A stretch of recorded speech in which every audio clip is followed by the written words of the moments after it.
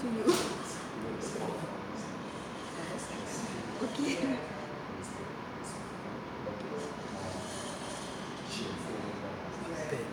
It's a PDF.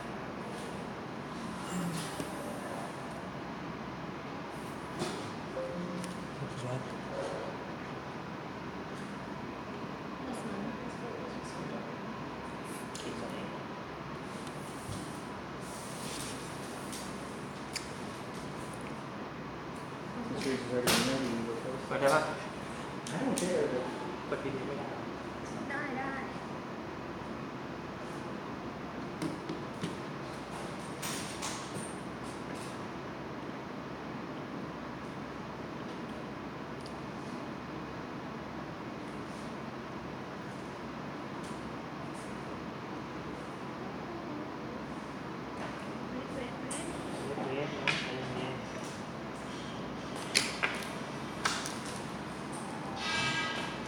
This Osmo. It's a stabilizer. It's not on.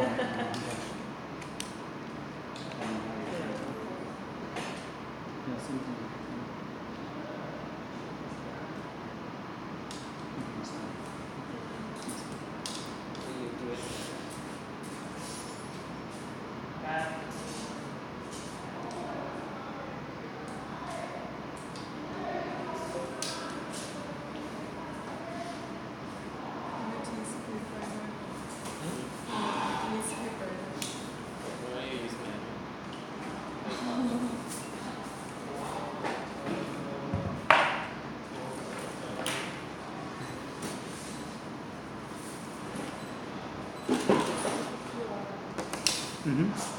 Wait, this one.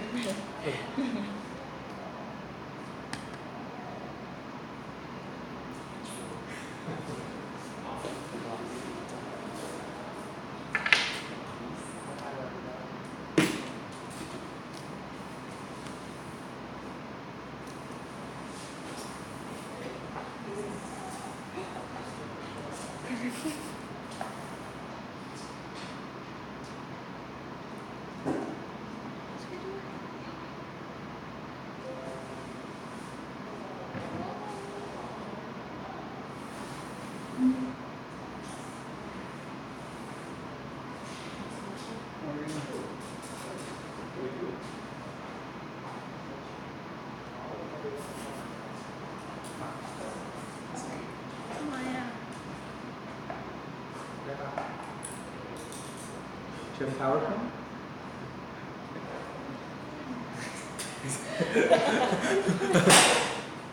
อันนี้เหรอ I don't know why it's trying to open in Word. It's a PowerPoint. Maybe she doesn't have PowerPoint. No, do you have PowerPoint ไอแก ใส่ไม่ถึงเลย ใจเย็นนะ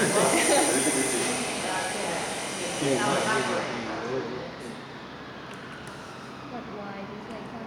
I don't know why it thinks it should open. Oh. อ๋อโอ้โห This works. For sure.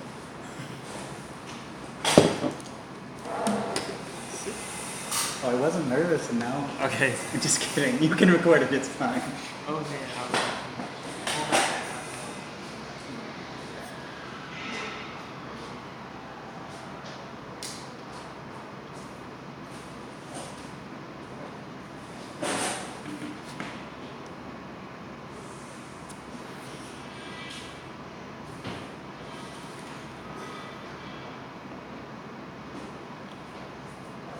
Yeah. So this is internal workshop. So we have Flounder and Cafe inside the same day. they will introduce the background and the research topic for residential. Yeah. Okay. I don't. I'm trying to make Kate go first because I don't know what to say. So, anyway, so I sawing, just perfect timing. So I just decided I would cover just what I've been doing for like since grad school. So I'm not going to go all the way back. It's too much.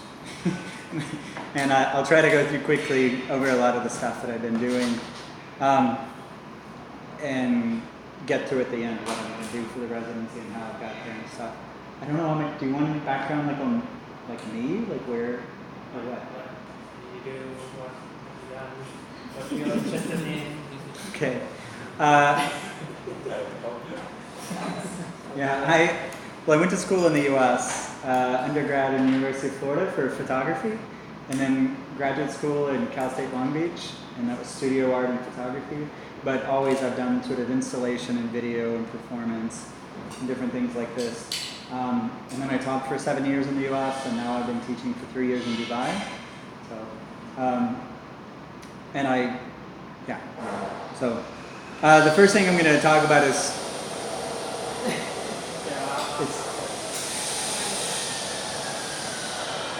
it's okay. I can talk over. Should we use a microphone? I can talk loud. So when I finished grad school, I moved to Indiana to start my first job, and I had to I wanted to restart my practice, and I wanted to carry some stuff over that I was doing in grad school, but I really wanted to do a new thing. And right before I left grad school, I was doing a project where I was mapping the whole borders of LA because LA is shaped really weird. And so I was starting to do this, but then I had a motorcycle crash and I couldn't finish it. So when I moved to Indiana, I wanted to do sort of physical mapping. And so I started looking into the history of the place and the history of the U.S. And this is a map of Indiana. And the U.S. is made through a bunch of treaties with different tribes. So Native American tribes. But all these treaties have been like sort of made and then broken and then made and then broken. First it was British, of course, and then it was Americans that were doing this. And so I decided I wanted to go out and I wanted to look at the places, the actual places where this was happening. So I set up this system to where I would take like a location, like here. I can move my mouse. Does it not show? The mouse doesn't show it here. Okay. So I found this treaty right here, and what the government would do is they would say like, I will take this from you, and then I will give you like say this other like little area, and you will be there forever. And then like 5 or 10 years later, they would come back and be like, now we're going to take this from you, and then we'll move you again, and that'll be yours forever. And they kept doing this. It was a slow sort of genocide. So anyway, so I went out to the actual locations, and so this is that one. This was 198, and I set up a system to where I would follow the actual borders and stop at preset intervals and photograph northeast, south, and west. And so then, laser point. Thank you. So this is all this little one right here. I mean, it's not really little. It took me 2 days of driving to do all this. Because of course roads don't exactly follow these. Sometimes roads actually do surprisingly follow these, but not always. But I'm driving around going to these and photographing northeast, south, and west. And then I would overlay it back on the original map, blown up a lot. And so these are the photos. So like I would get out of the car and photograph like north, east, south, west, and then go from there. And by the way, you guys can stop me anytime to ask questions if you want to. So this is like a marker that I found sort of because I knew I was in the right place when I found this marker that showed where the treaty had actually sort of happened and things like this. And so sometimes I would see locations like this. So this is the same one, just a detail. So I did this in a few states around the U.S.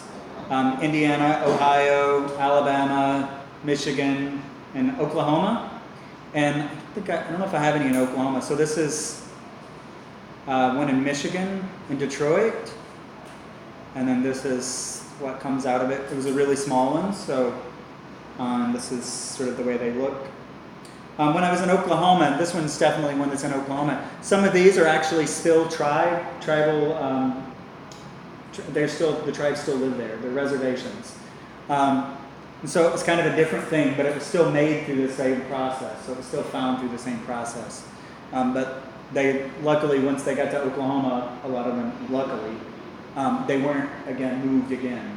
So, and then I wanted to continue this work, but I wanted to, this topic, but I didn't want to just continue traveling around forever in the U.S. doing this, because I don't know how much more I have to add. And I wanted to go to Europe, and so I took the same sort of process and applied it in a different way, where this is a map of the colony of Connecticut, as you can see. And then I transposed that onto the location of where the original settlers came from, in this case, the UK. So this is the middle of London, and then I would go and I would photograph the same sort of way. Much smaller, because I'm not actually walking around the size of Connecticut, because that would be take me 2 years or something. So I'd shrink the map down and follow it and then photograph in the same way. And then put it back together inside the map. So same sort of process. So I continued this process on several different projects, just changing it slightly each time. This is Panama's pivotal place in pre- and post-colonial politics. So, Panama's pivotal place in pre- and post-colonial politics. When I give this lecture to my students, I tell them if anybody can say that back after I say it, that I'll give them extra credit. They try it and they can't. Panama's pivotal, anyways. It's an alliteration. And Columbus, Panama was the first place in the Americas that Columbus actually landed on the mainland. And it was also the last place that he was before he sailed back to Europe for the last time and then died. And so it's this really interesting place. And it's also the point that's between North America and South America. It's the Panama Canal is there. And so I was doing these maps of the Americas, including this one in the Panama Canal. So it's the same sort of process that I was doing before. And I really liked the way this one worked out, because it's the old maps. And you see you have the boats in the water, but this is completely accidental. I picked the map before I knew where I was going to photograph. So I continued this. Then I went to St. Martin, which is half Dutch and half French, or French and Dutch. And I walked the whole border, and then boated across the border here. And then I put it back together over a map. And I did the same sort of process that I was doing in Philipsburg, which is the Dutch capital, and Margaux, which is the French capital. This is the Netherlands in Philipsburg. And then I've continued this, so this is the Netherlands in Yogyakarta in Indonesia. So I've done this in several countries now, where it's colonial powers that have gone in. So I take the map of the colonizer and do it in the place now. So then I continue doing these when I go to a new place. I still do 1 or 2 of these. But then I moved into doing some more environmental work as well. So this was maybe 2010 when I started this series. And I flew to Alaska to photograph glaciers that are retreating and disappearing. So this is Eagle Glacier. And I actually had to helicopter in to this place. And my plan was to fly a drone and do this whole thing, but the weather was really bad. It was really super remote. It's kind of hard to tell anything about. Anybody been to a glacier? So they are crazy. I would be about the size of this dot on here. This is super tall. These are you can't tell the scale here. They're really noisy as well. Great. Yeah. So this is another one in Juneau, Alaska. So 50 years ago, the glacier came all the way to here, which is about 2 or 3 kilometers away, so it's retreated 2 or 3 kilometers in 50 years. It's just disappearing really quickly. And then we had kayaks. We borrowed kayaks, and we went out on the water where the icebergs were. I had an assistant, that's why I say we. This was a university grant that paid for this. And then I went to Glacier National Park in the western U.S. and photographed there. And these are mountain glaciers, which are different, but they're around year round. But they're supposed to possibly disappear in the next like 5 to 10 years. So, and then this is I'm only going to show a little bit of this. I don't think there's, it's because there's sound. I don't know if you can hear the sound.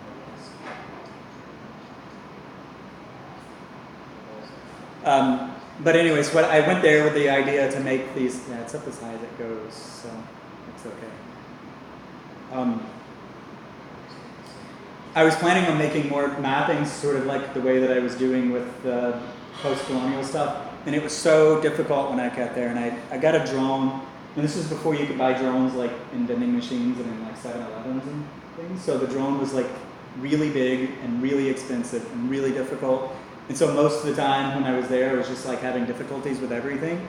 So like in this scene, we just hiked a couple of hours carrying like 35 kilos each to then fly the drone, and the battery was dead on the camera.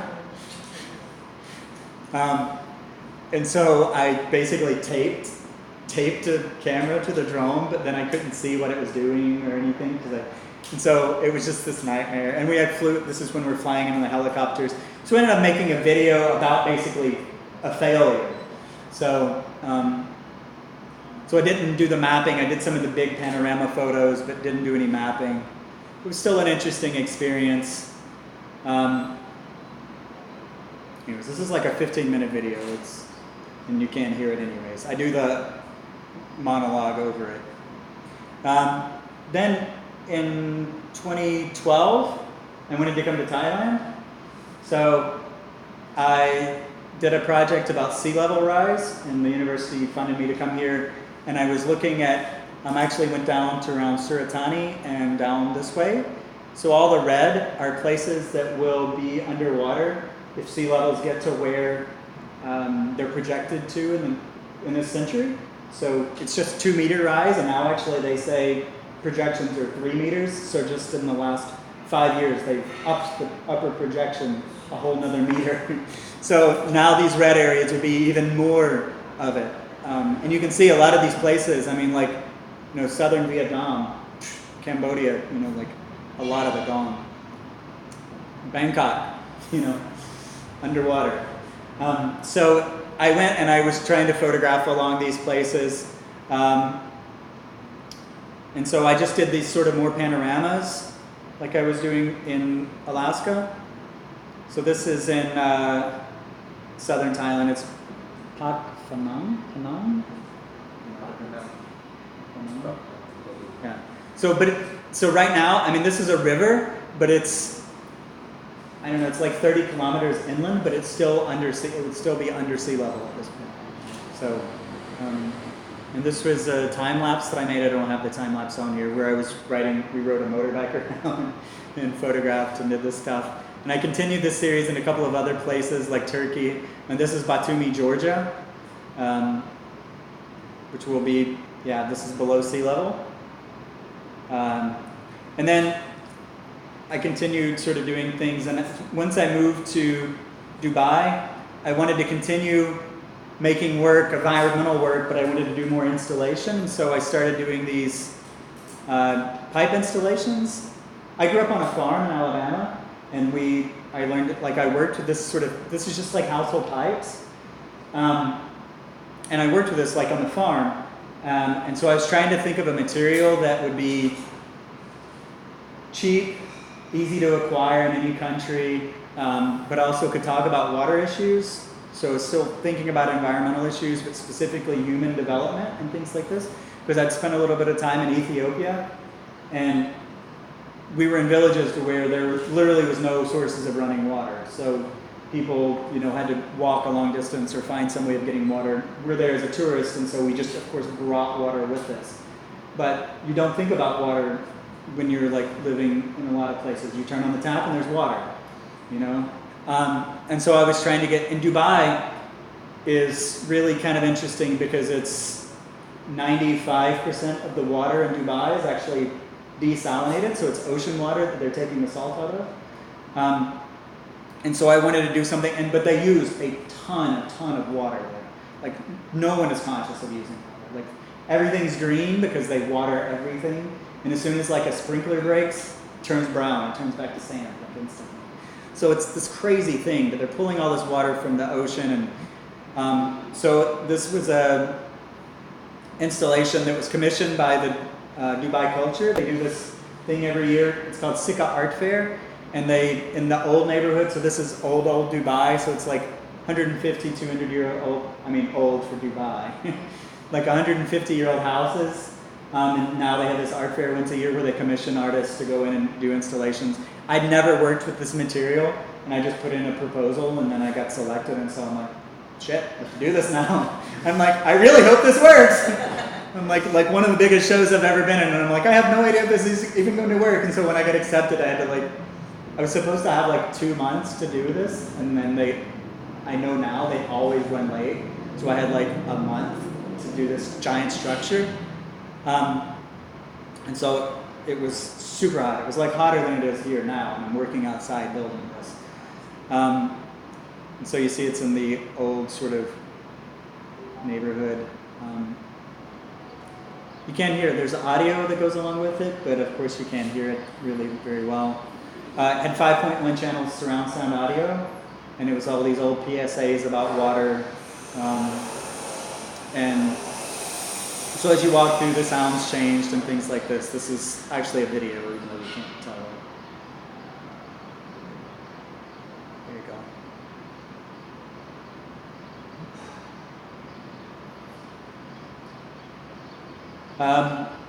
I learned a lot from doing this, and a few months later, I got contacted by someone. They wanted to commission a bigger version. And this time I had actually learned my lesson, and I learned how labor is fairly cheap in Dubai. So this was the biggest commission I've ever got, literally, physically, but also like money-wise and things like this. And so they paid for a crew of 12 people to work on this. And this was all built for a one-day event. So we worked for a week to build this, and you can see the size. It's like 2.5 meters tall, 2 meters wide, and 100 meters long. Every day I would go in and they were like, can you make it bigger? It was like, to begin with, it was going to be like 50 meters, and every day they were like, can you make it bigger? Can you make it bigger? Can you make it bigger? And I'm like, what? What was the event for? It was not even an art thing at all. It was the only artist like involved, basically. It was a Global Manufacturing and Industrialization Summit. And not even that summit, it was the launch of this summit that was going to happen like a year from now. So, but I didn't think actually, this is kind of funny, I didn't want to really do this because it was a very like commercial thing, and I don't really like working commercially in some ways. So I'm like, I'll just ask them for more money than they will give me. And then they said yes, and I'm like, shit, I have to do this. But it worked out well. I was able to buy my camera and a car out of this, so it worked well, so I'm happy. But it's really, really big. As you can see, it goes from past this all the way down here. And I was happy with it, it was weird, very commercial. And then I was able to take this and use the same crew to build another version of it on campus. So this is my university. And this one included sound again. Do you use the same pipes? This time I did. The first time I couldn't because I had to just cut it up and basically kind of destroy it. Are they plastic pipes? Yeah, they're plastic pipes. And so the bad thing about doing this is it's actually, I haven't figured out a way of sort of assembling it and deassembling it. And weirdly, even though Dubai is basically, like the UAE is like 95% desert, storage is super expensive for things. I'm like, I just want to put this so I just really needed to load it into a car, take it in the desert and leave it somewhere. Because if I tried it, they were asking for $1,000 a month for a space to put this in the corner or something. I'm like, I can't afford to store this. So when no one else commissioned it again, I have to trash it. So 3 versions of this. I haven't built any more since then. And so that was still tied into the environmental work, and then I've done other commission stuff. This was for the Indianapolis airport. So before I left the US, I was commissioned to do this by the airport authority. And the airport's actually a fairly busy regional airport. We get like 7 million people a year, and this was up for 6 months. So I went and I shot this in the airport.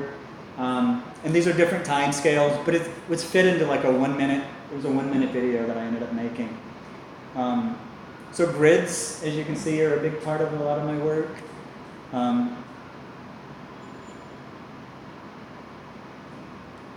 It's kind of fun. So this one's snowy, you can see. I had to like rush out to set up the camera so I could catch the snow. And it actually is installed in the airport. This is a pretty bad photo. I was not around, I'd already left the US when it was installed, and so I didn't get to take any photo. But do you guys know the gangster John Dillinger? So like 1930s like mobster, you know, like that's his car. And then I've done some sort of one-off pieces that have shown a few. This is one about, it's called Circumnavigation, it's about travel. And it's just all the different ways of getting around. I don't know how to skip anything in here. Can't get my mouse to move over there. Oh wait, there it is. So, yeah, I shot this in a bunch of different places. And I've almost finished a 4-channel version of this that's an hour. So the version that I'm trying to finish up now will be, you'll sit in a chair and you'll have the screen in front of you will be like this, coming towards you, and then these sides will be going this way, and then behind will be receding, so it's like you're sitting in the place and everything's moving, but it's not, you're not meant to sit through the whole thing. It's like an hour long, so you could, but multi-channel video. This one is another multi-channel video. So this is for the same that I did the pipes for, the first pipes. This was commissioned the next year. So this is last year, 2016. And it's a 4-channel video installation about the desert. Here's a couple, just some small segments. These are really hard to show because they're meant to be seen on 4 big screens individually. So showing them all together, you really can't see much. So it's a mix of found footage and recorded footage. Anyways. I think this is the last thing before what I'm doing here, basically. This was last summer, my residency in Barcelona. So I was doing, I knew I wanted to film something about Barcelona, but when I got there was the Pulse nightclub shooting. And I grew up, I went to undergraduate school, so kind of, my college was in Florida. So I was really affected by this, and it's like the US doesn't do anything. You know, there's mass shootings all the time. It's just like not even a thing that anybody even does anything about. And so I did this piece, and it's actually made using old TVs. So I took the TVs apart and put in magnets, like electromagnets that I designed. So then I put in all these controllers like this, where you would pull the trigger and it would distort the TV. And then the videos are actually these slow motion videos just shot in Barcelona, but in all of them there's this candle. I set this candle up, and so the candle is burning, and so it's like a memorial that's going on in Barcelona. So it's part performance, part installation, part video.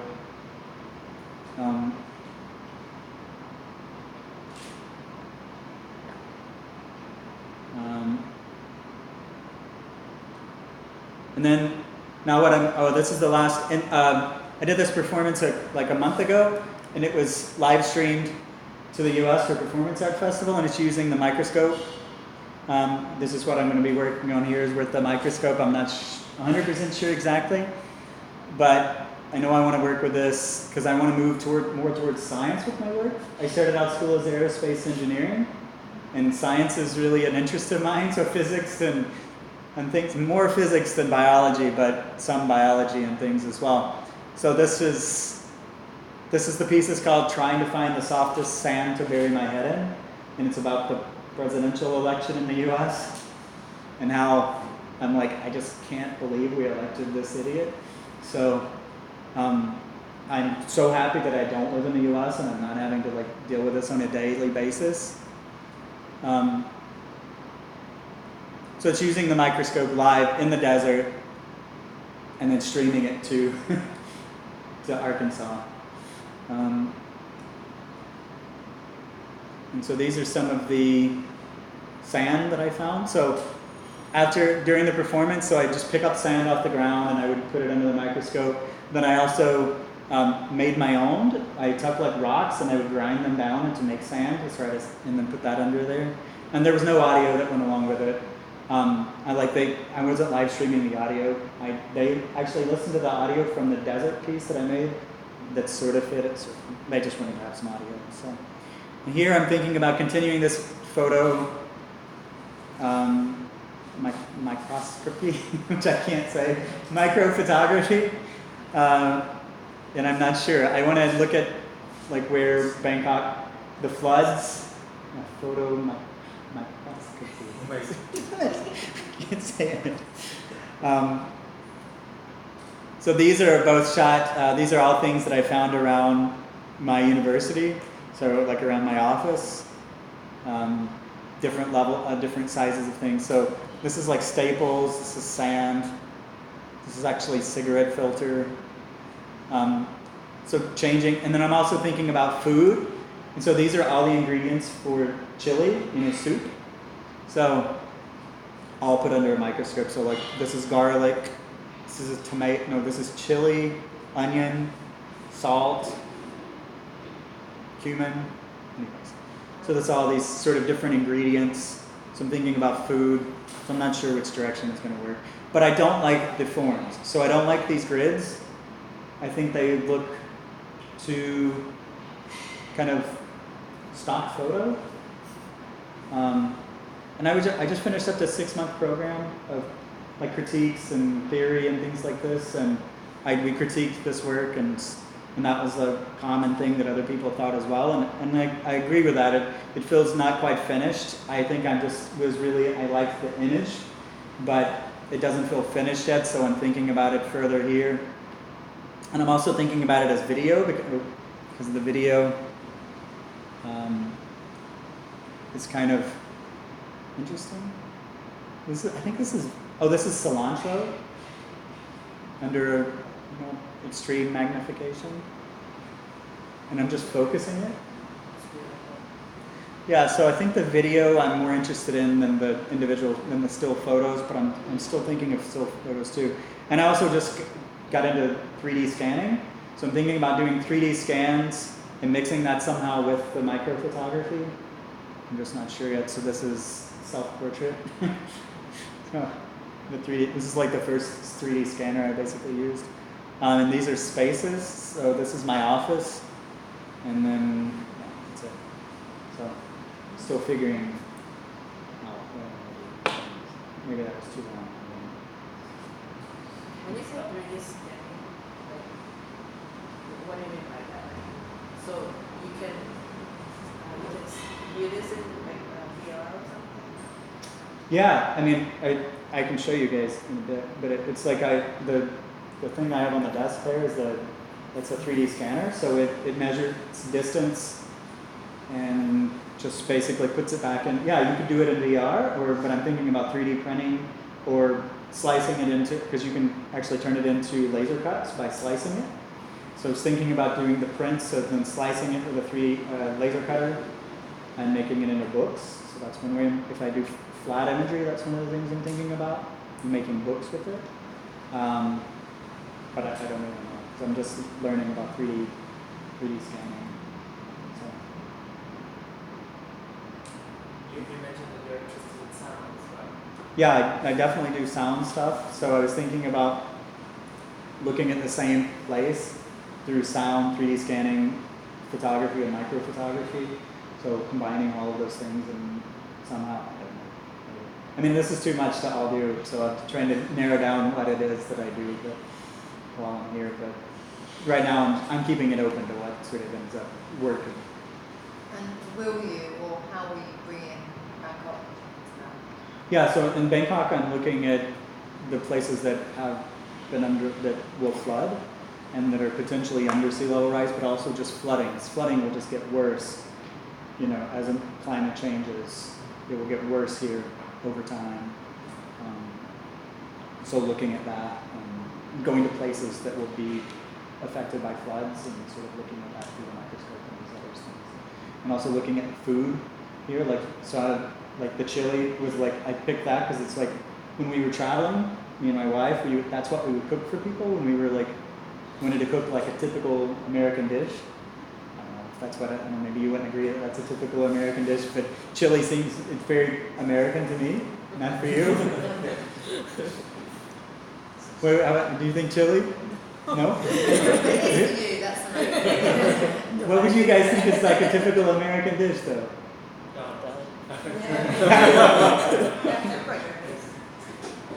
Yeah. Fried chicken. Mac chili. What's that? Macaroni chili. Yeah. Anyways. You ever tried it? Going back to the flooding, wasn't there really bad floods down south of Thailand recently, a few months ago, and there was apparently a news blackout. Do you hear that? But Yeah. whenever it came on the news, did the screen, I didn't have a TV, but this is what happened, the TV would go blank, and so it would block out that there was news of the flooding, trying to stop tourists going, trying to stop put tourists off, not because they'd see the news and they wouldn't run, because the flooding was so bad down in Koh Samui places, so they would walk in. But there's now trying to set up in Thailand an organisation that vets all news.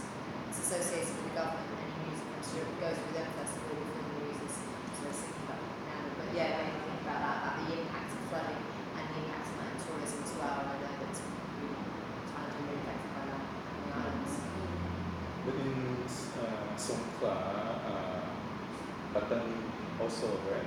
Is it the flooding? It's also caused by the causes, right? They're still blocking the canal. Yeah. Maybe they destroy the canal and make this a big one house. So the water have a way out to release it.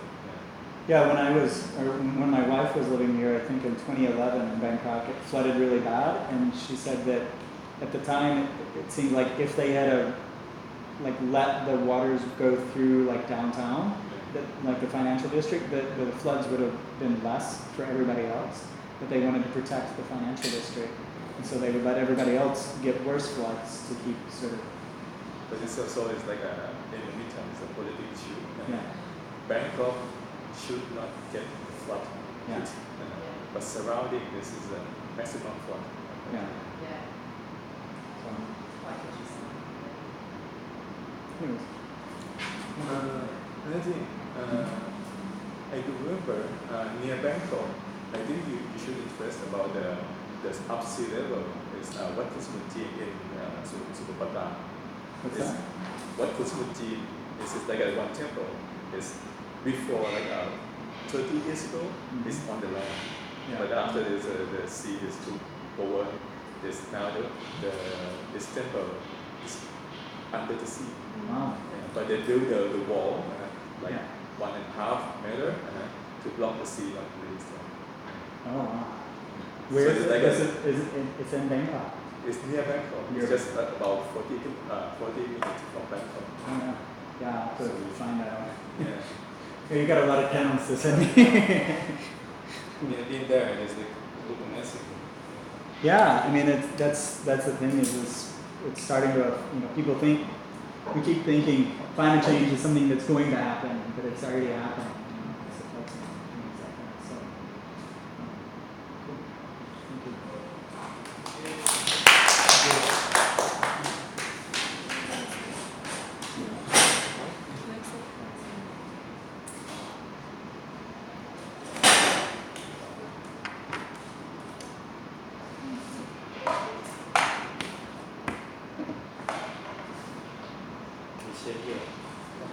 Check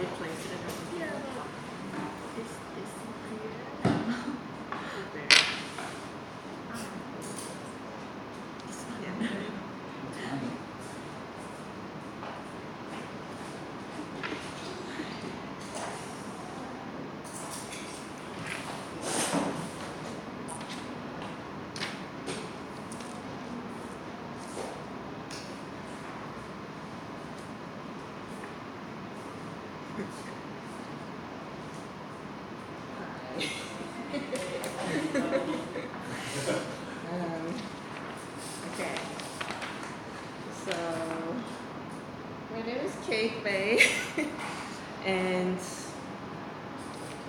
pleased to share my work with you. I'm going to start with telling you a little bit of my background and how I've arrived here in terms of like art making. And so I was born and raised in Busan, Korea, and I grew up as a very depressed kid. And Very well. depressed kid. By the age of 7, I would like all I would think about would be like the purpose of life, why humans are born and why we go on, and why we exist and why we do what we do. So I was, and like where we are headed, etc. Like that's all I thought about. Like I was like sick of life by then. Already. So my outlet was like to scribble and to make like draw cartoons all night long, and that's been what I've been doing. And here's an example of the cartoon I used to draw. I made this series called Annabelle Lee, and it's based on Edgar Allan Poe's poem. And it was about like 120 pages long. Like it got circulated, in our school, and it was pretty popular amongst like kids. And when I was 14, I used to get troubles in school all the time, but like at one point I really got into a big one. I mean, looking back, it wasn't such a big deal, but like back then, what I did was like unthinkable thing to do. So what I did was basically like I pointed out a teacher that like she was beating the crap out of my fellow classmates, and I just kind of like told her in face that Well, actually, no, she was like literally slapping her and yeah, like physically really beating her. So I was like, I said to her face like, you're a bitch. You don't deserve to be a teacher. And I guess she got like, I told her like, you really are not. And she was teaching ethics. So like to me she was not being ethical at all. And to my eyes like she was just beating the kids just to relieve her stress. So when I said what I said, she got really upset and she was like screaming and like she got hysterical and like she started to hit me and kick me and demanded an apology and like what I should just say I'm sorry, but I didn't. So she declared that like because of me she's not gonna teach the class anymore. Until I apologize, and like, oh no, like what we're doing is so not ethical. So this got into like principal's office, and my parents got called, and so that small incident put me in America. My parents decided to send me to America because of the incident, and I didn't want to go to America at all. I had no desire, and I didn't speak the language, and I didn't know anybody there. So I basically went there like against my wish. So from the very beginning, like I was thinking about like the free will, how it's like I didn't have a choice, right? So like it's like how up until a certain point of your life, I just think that you absolutely don't have a choice.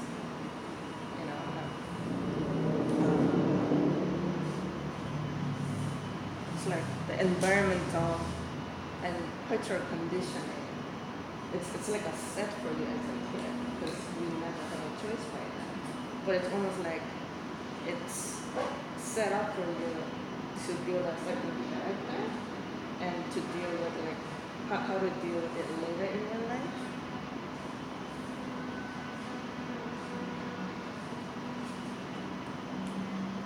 anyhow, so it was difficult getting used to the new life. It was very scary.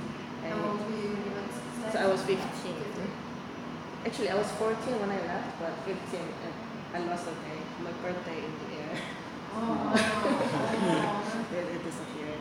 And because I went by Korean age, and Korean, they were born as like a 1-year-old. And so the whole time I was thinking I was 16, but I was actually 15. So it just kind of made me confused. And like everybody I thought was like really young, but we were actually the same age. Anyhow, so I didn't speak the language, I didn't know the culture, so I sort of turned into survival mode, you know? And I guess that's when I started to use drawing as a tool to communicate. And music was another thing. I used to play violin and piano, so like through music and drawing, I feel like that was a language for me to communicate with people.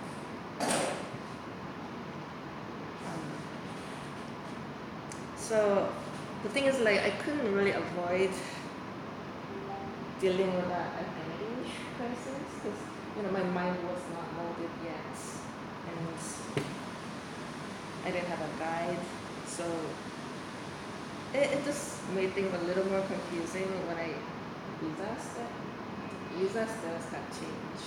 So I went there as it was a suburb of Chicago called Lake Forest, and I was there for like 2 years.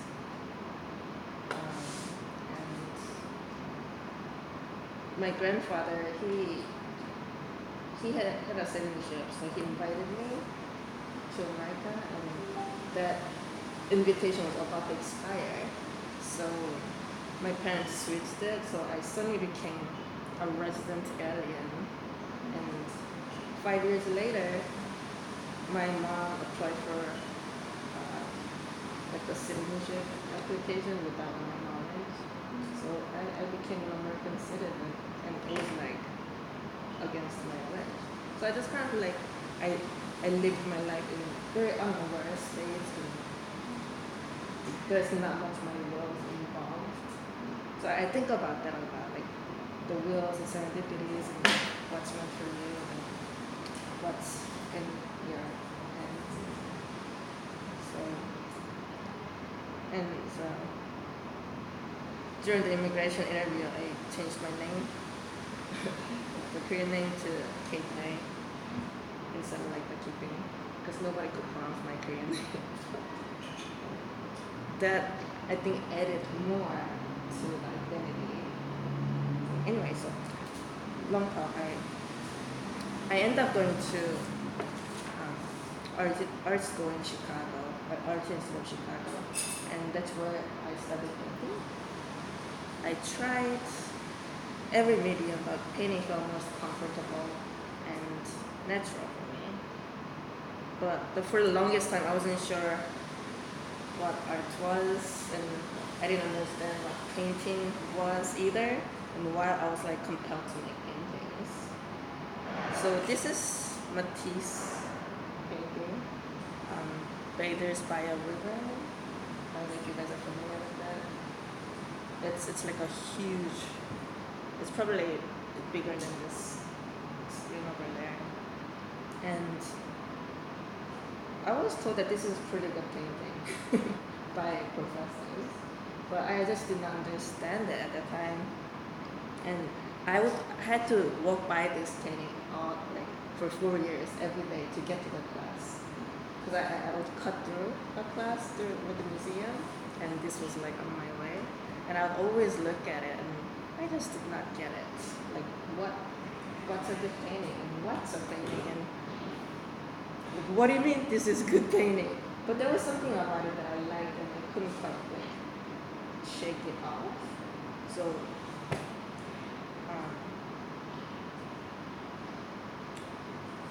but like when I see it now though, it's actually quite amazing, phenomenal painting. That's what I realized much later, like after grad school. Um, I mean, they say like Picasso is genius, but I totally disagree. Matisse is like completely different breed, and like there's no wisdom in Picasso's painting, except for like his late paintings, and Matisse is just like a true genius. The level of dimensions in these paintings and like how effectively he translated the language of painting into this like two-dimensional surface. And I guess that's when I realized that what I did not understand, why I didn't understand, is because I didn't have the access to the language of painting. I just did not understand the language. So I decided to investigate this idea, and eventually I made this series called Language of Painting. Okay, so it's a little hard to see. It's basically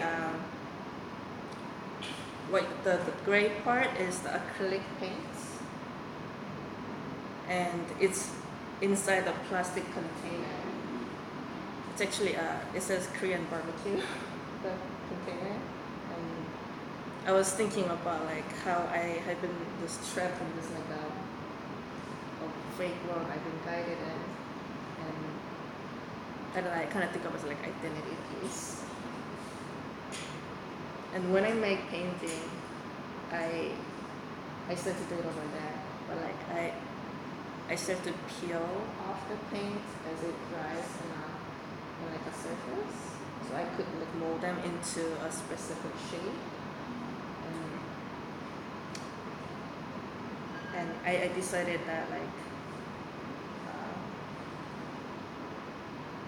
well, actually, it was more like my question here. It began as like, who am I, and what makes me like who I am, and what is painting, and is it still painting if it doesn't have supports or brushstrokes or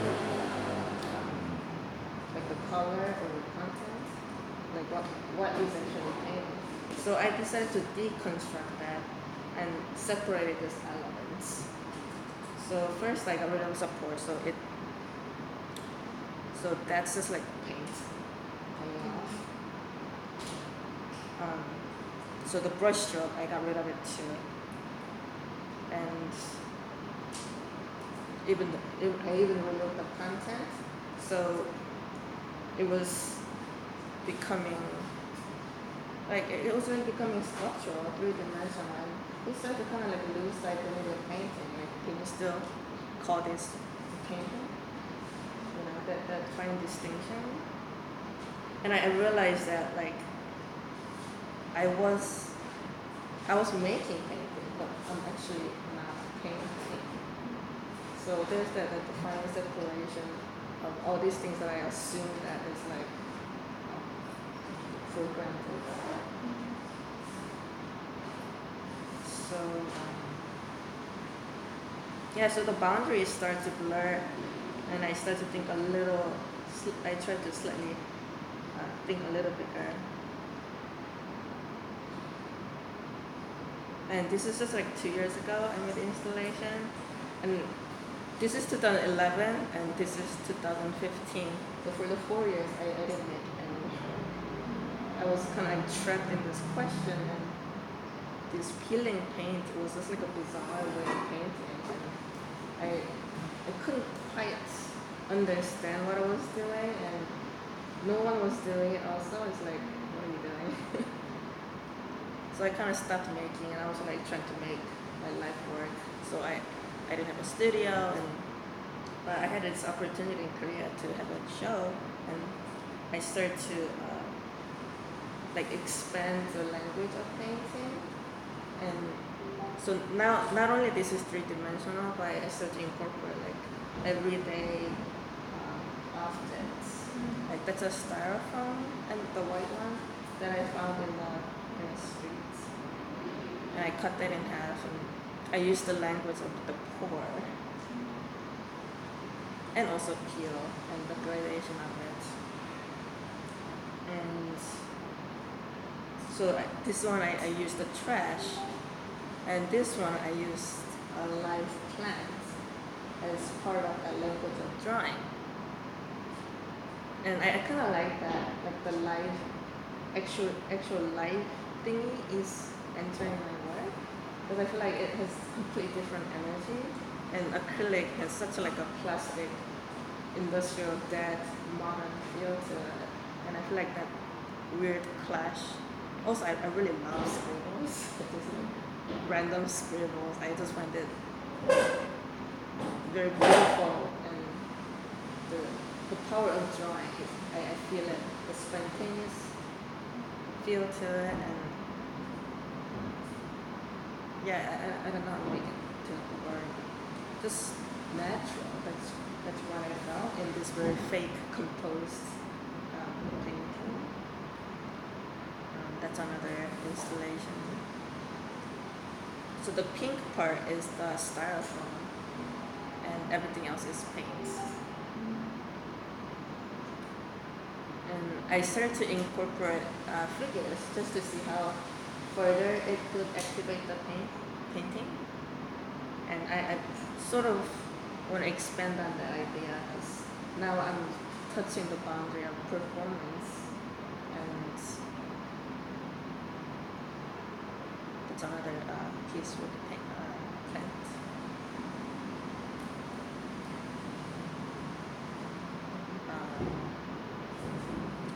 What she's wearing in her eyes and around all those white stuff are just paint.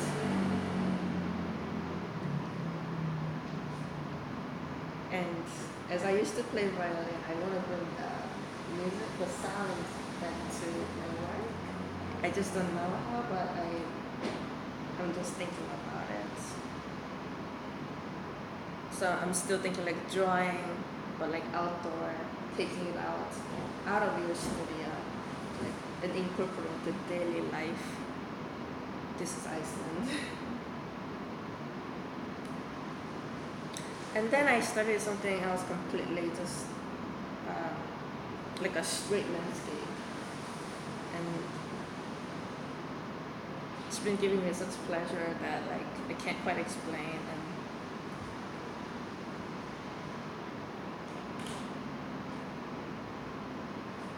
so this is sort of like another project, I guess, or another part that I'm starting to do, but I think I'll just continue to do it. And they come very easy and fun for me, and it's a quick, almost like a small study. Big are they? They're like 8 by 10, so it's like this big. And What? oh, not acrylic. Yes, I just have to stick with acrylic because it's like it's quick to dry, it's easy to transport, and also it's modern, right? In this plastic world. Anyway, so this is the last one I made. That I think I'm gonna continue in this vein for this residency, and like the plant forms keep coming back to me, like flowers, the lush green stuff. So what I wanna do is like make almost like a viney plant curling all over that wall. I don't know how it's gonna make happen. That's what I wanna start making. And I also brought parts of violin, like strings and some parts, and I wanna sort of make an instrument out of some random maybe piece of wood or some other objects. So like we'll see what happens with that too.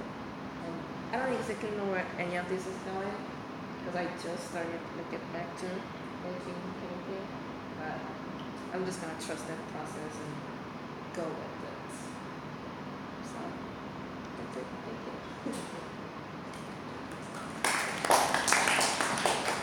You put all the molds with you as well, haven't you? The lace, like there's that one, it's all paint, there's the lace bit at the bottom.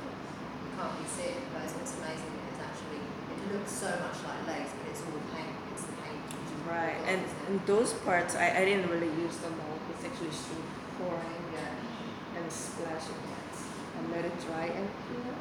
And then I assemble it with like the patterns. Patterns are like kind of I love patterns. It's like bright, crazy colors, and I sort of want that like the explosion of lightness. I want that in my work. That energy. I think of energy a lot.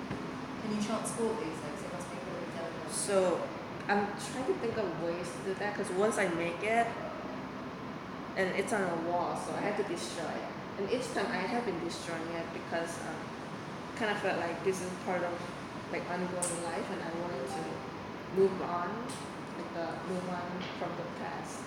So I didn't mind destroying any of it, but I feel like starting to not like thinking about how to preserve and maybe transport in some sort of surface. I'm not sure.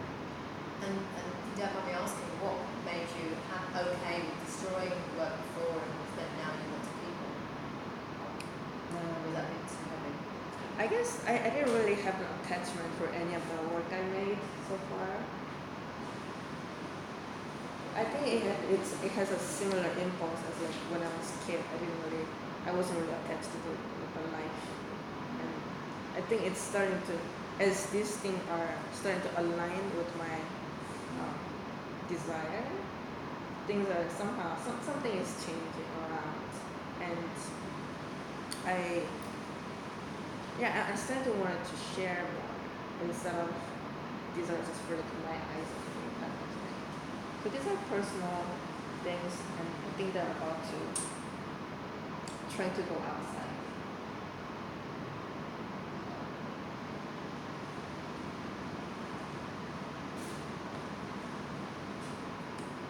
Any other questions?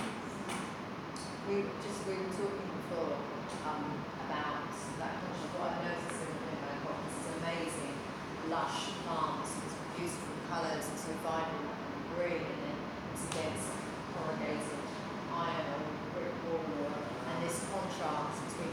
And as what I did mention, what I've noticed is that often people have a lot of land in Bangkok. They'll look after that bit of land and they'll bring everything up to there. But then outside of it, that bit doesn't matter. It's like, oh, that's my wall, so it doesn't matter if there's rubbish out there.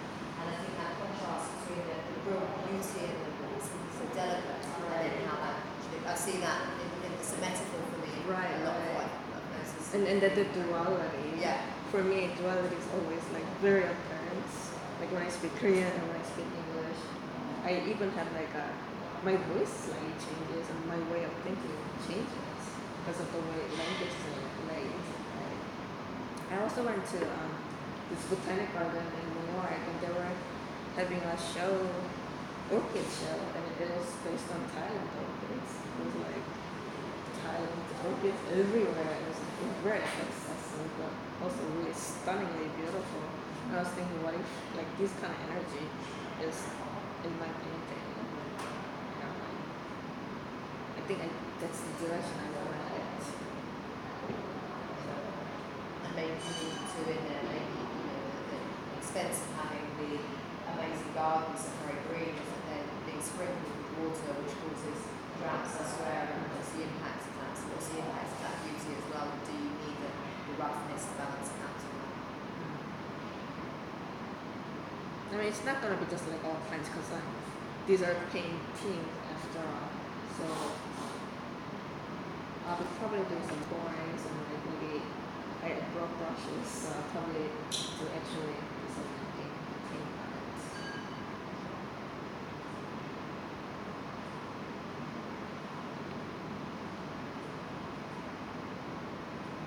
Oh yes, thank you.